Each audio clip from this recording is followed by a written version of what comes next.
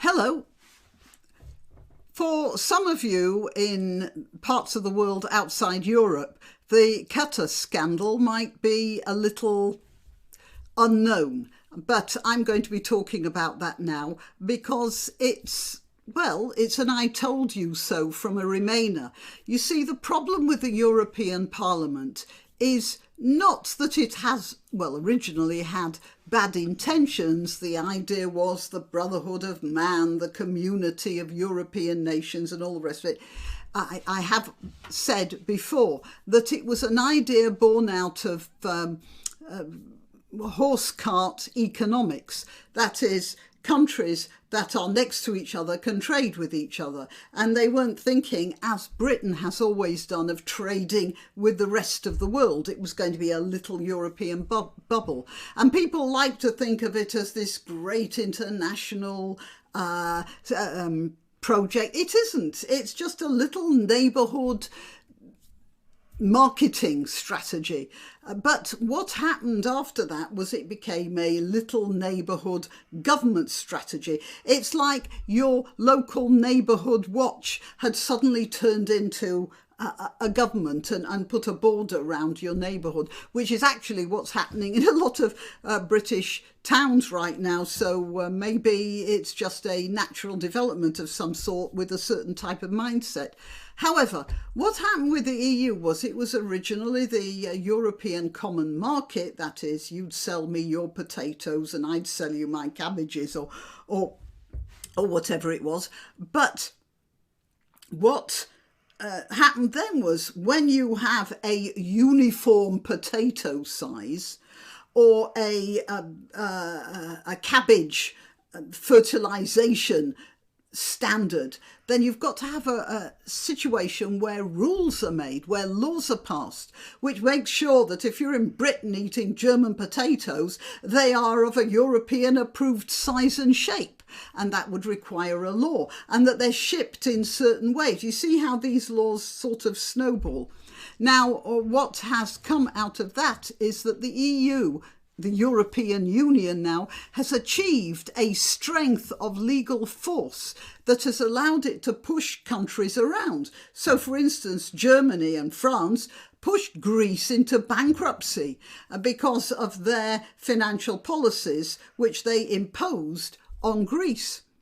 And nobody in Northern Europe cared too much about that. I mean, I did, and a few Brexiteers did, but basically that was just the breaks. And then there was recently, the COVID thing. There was the European standard vaccines, which pushed out the British one only because it's sort of a commonplace. I can't prove this, but it seems to me to have been no more than spite because Britain had recently exited the European Union.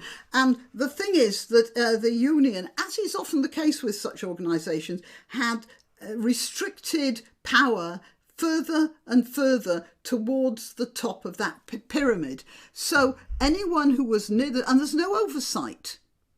That's one of the big problems.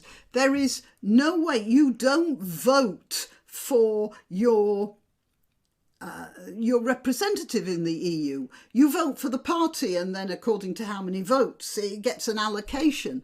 So it just allocates the places to the people. Each party allocates the places to the people who've kissed the most backsides in a lot of ways, or people that for some reason managed to inveigle themselves into the organisation. So there's no real democracy there. That was the main reason I voted for Brexit, because this is not a democratic organisation. And of course, when you get people being corrupt in a non-democratic organisation, you get stuff like this.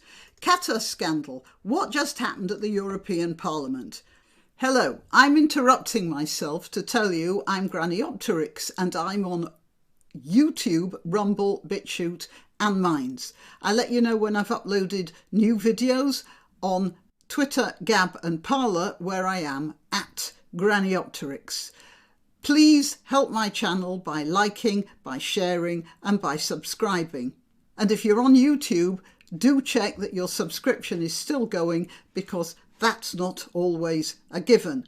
If you click like, you're going to help the algorithm, and that's supposed to be a good thing. Okay, you can also help me financially, buy me a coffee, or one of the other links in the description. Okay, what just happened at the European Parliament? Well, watchdogs say it could be the most serious, most shocking, most egregious corruption scandal to hit Brussels in years. The fact is that this has happened before, or things similar, and it will happen again, because that is the nature of the organisation. It has no transparency, and how much they say they want to make it transparent, there will always be ways of hiding things in an organisation where there is no oversight from the people who are voting for you. A series of at least 16 raids by the Belgian Federal Police Friday netted 5 people, they said, had committed alleged offences of criminal organisation, corruption and money laundering. The morning searches yielded €600,000 in cash, plus phones and computers. Of course, there'll be a lot more than €600,000, which isn't really that much in the grand scheme of things. By the evening, however, it was clear this wasn't just a story of some has-beens and wannabes lining their pockets. Eva Kaili, a vice president of the European Parliament and vocal defender of Doha, that's Qatar, landed in police custody, according to the Belgian Federal Police. The case also centres around an NGO that until recently counted some of the biggest luminaries in left-wing politics among its board members. And yeah, it's a left-wing thing. The EU is a left-wing thing, so there's a lot of networking there as well. I'm not saying it was set up with the precise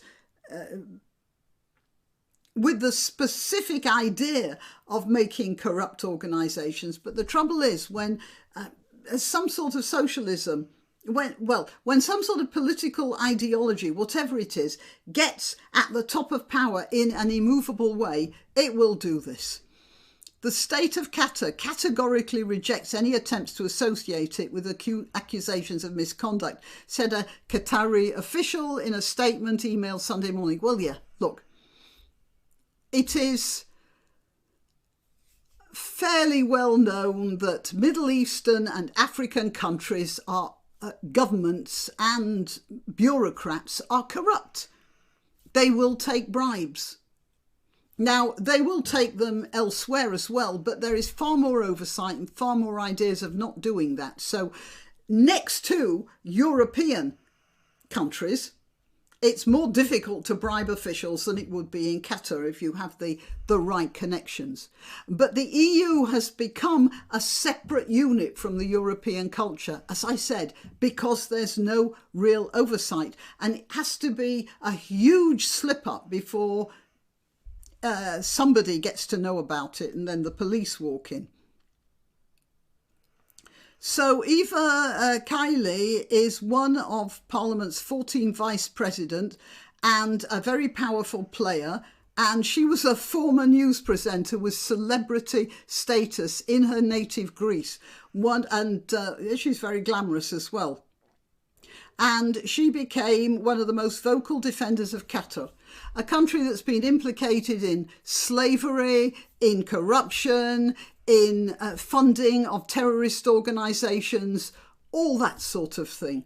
Anyone who knows anything about Qatar has to be suspicious of a European defending Qatar with such... You can defend a certain amount. For instance, Qatar has kept its part of the world relatively stable. And you can certainly say that, but it has destabilised many other places with its terrorist funding.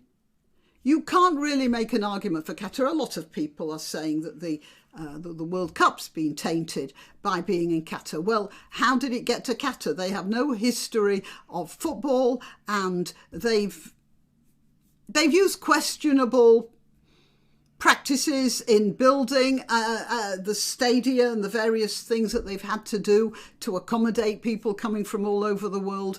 And there's been a lot of rumbling, hasn't there, about what's going on there and how they managed to get the gig in the first place. Well, possibly because of people like Eva Kaili. Is it Kaili? Sorry. Okay, an Italian ex-MEP was among those arrested on Friday morning, and then his wife and daughter also. Well, you know, they've been arrested. Doesn't mean that they are actually guilty. Anyway, it says a warrant for their arrest seen by Politico, that's the website I'm using here, accused Panzeri of interfering politically with members working at the European Parliament for the benefit of Qatar and Morocco. Oh, Morocco's in it as well, is it? Right, so there's another page here. This is a day later. That was the 11th. This is the 12th. And the corruption scandal was widening and growing. And then the president of the European Parliament, Roberta Metsola, said that the European Parliament is under attack, and so it should be. And this is what the Brexiteers have been talking about a lot. We knew that it wasn't going to be, especially in the early days, it wasn't going to be easy for Britain to be out of the EU because so many of the EU tentacles had and roots had forked their way into British society, which, I mean, I'm not saying that's in itself evil. That's what happens when two organisations start to grow together. And we all knew it was going to be difficult. However, most of us felt that the EU were not working to our benefit, that there was something wrong there. And in my situation, it was a lack of any sort of democracy. In other places like fishing towns, they could see how the fishing industry of Britain was being stripped by the EU. They were each to his own, but we knew there was something unfriendly and, by British standards, unconstitutional about the EU. And here you see exactly what happened. So that was on the, she is a very glamorous woman. Okay, so this is, European democracy is under attack. Yes, it is, but by the EU. There was democracy, each in its own way. But the EU has steadily stripped that democracy away by taking more from each government and putting it into unaccountable bureaucracies where things like this could be hidden for years. And then the next, this is the third, this was published on the 13th. Here we are. Right, second wave of raids. It's getting bigger and bigger. As I make this, they'll probably be finding a lot more. But bit by bit, you see, after the initial shock of those arrests, of the first arrests wore off, several Parliament officials told Politico they believed the allegations would be limited to a few individuals who'd gone astray by accepting hundreds of thousands of euros in cash from Qatari interests. But that was starting to unravel by Monday evening, and I'm making this the day after that, as Belgian police carried out another series of raids on Parliament offices just as lawmakers were gathering in Strasbourg. With 19 residences and offices searched, 6 people arrested, and it's gone up now, of at least around 1 million euros recovered. That's still not, that won't be the end of it. 1 million is peanuts, isn't it?